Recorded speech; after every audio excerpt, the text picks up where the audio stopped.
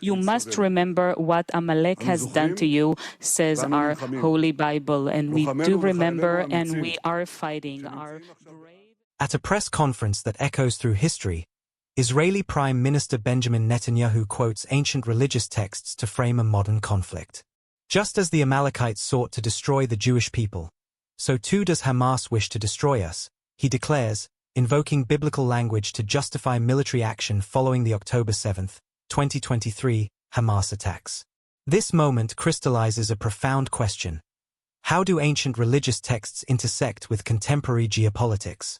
Can centuries-old verses truly shape modern policies and potentially justify actions that challenge international law? Our exploration will unfold in three critical stages. 1. Analyzing the historical context of the Amalekite verses. 2. Examining their alignment with international legal standards. 3. Investigating their real-world implications in current conflicts. Biblical context, the Amalekite verses. The directive is chilling in its clarity. In 1 Samuel 15, the biblical command rings out, "Now go and strike Amalek and devote to destruction all that they have. Do not spare them, but kill both man and woman, child and infant, ox and sheep, camel and donkey." This isn't merely a call to war, it's a mandate for total annihilation.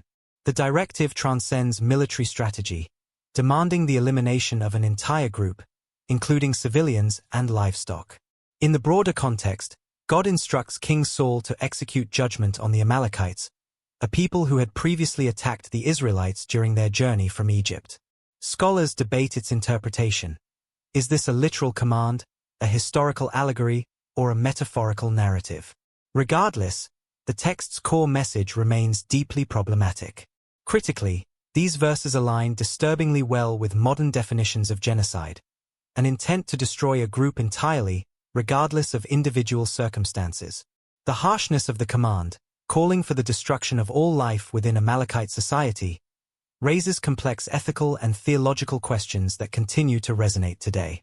Yet, the most critical issue isn't how religious communities interpret these verses but how they are weaponized in modern contexts. Netanyahu's invocation of these verses exemplifies this danger.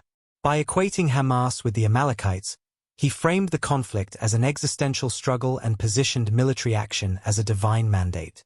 This translation of ancient scripture into political rhetoric has devastating real-world consequences, as evidenced by the humanitarian catastrophe in Gaza. International legal framework. Modern international law provides a clear lens for evaluating such directives. The Genocide Convention of 1948 and the Rome Statute of the International Criminal Court define genocide as acts committed with the intent to destroy a national, ethnic, racial, or religious group. Key principles of international humanitarian law, IHL, stand in stark contrast to the Amalekite verses. Distinction: protecting civilians from targeted violence. Proportionality: ensuring military actions don't cause excessive harm. Necessity: limiting violence to strictly necessary military objectives. The biblical directives call for indiscriminate slaughter fundamentally contradicts these humanitarian principles.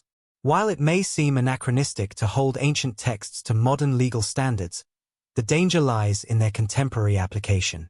When such verses are invoked to justify actions in real-world conflicts, they undermine the very foundations of international law and human rights.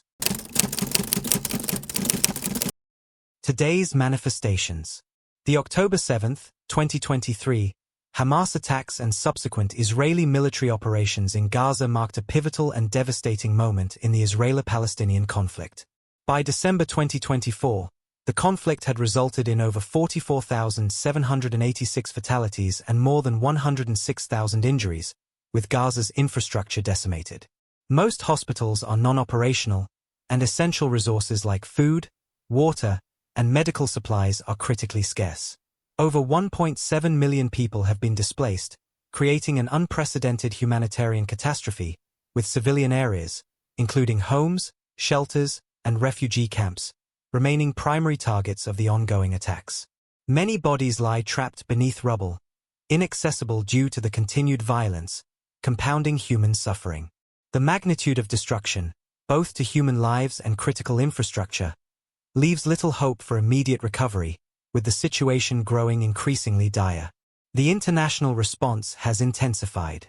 In November 2024, the International Criminal Court, ICC, issued arrest warrants for Israeli Prime Minister Netanyahu and former Defense Minister Yoav Gallant, as well as Hamas leaders, accusing them of war crimes and crimes against humanity. This legal action reflects broader international condemnation of Israel's conduct.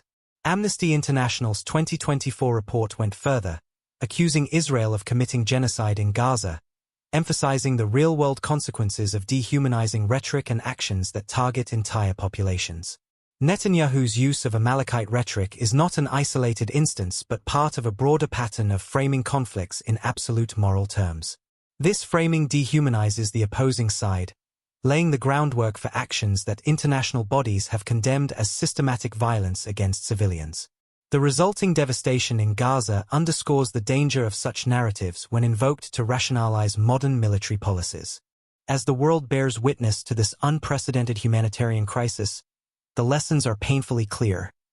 No religious text, historical narrative, or political ideology can ever justify the systematic destruction of human life and the dehumanization of entire populations in the name of self-defense.